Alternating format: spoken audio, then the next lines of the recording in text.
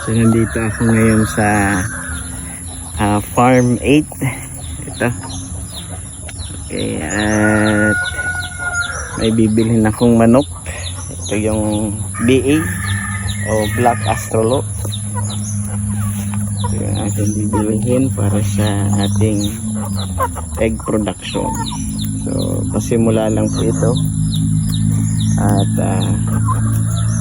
ito yung ating bibilhin ngayon. So marami silang breeder dito. Ayan. At may Simani Black din sila. Ayan, Simani Black. Ano sakayan doon, sir? Kotse.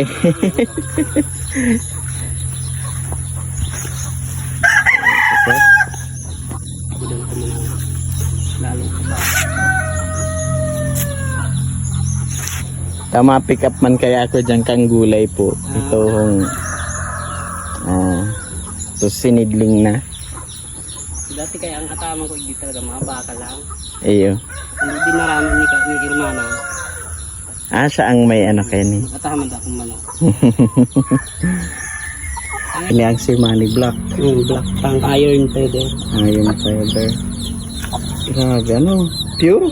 Ano talaga yung balo ko ba yan? Ayos. Tulong iron feather. Yan talaga si Manny, naglulumlum talaga. Yung iron feather yan. Yung ano talaga. Yung breeder ko kayo. Apat, sarong hen. Apat na hen, duwang sarong road.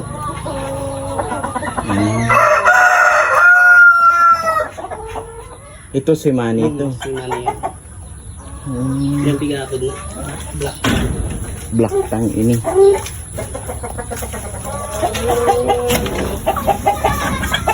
Ito ang iron feather. Ayos na eh. Pero mga si Manny man ini. Ayan si Manny Black. Ay, iya mga lalong yan duwa. Ang lalong yan sarong, duwang hen. Ay, ining duwang. Tulog ka ba sa mga nag-simple? Ang sarong.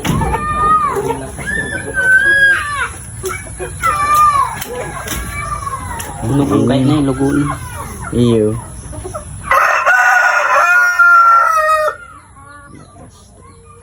So sa imong BPR. Ini. Bard, play mo crack. Oo. Pag nakagiba ako ning panibagong kulungan ko, makuha ako kayo ni sa inyo. Sa wali lang. Iyo man, Ano lang yaw ni di? ini iyo man ini. Wala lang ang Rhode Island na yun. Rhode Island.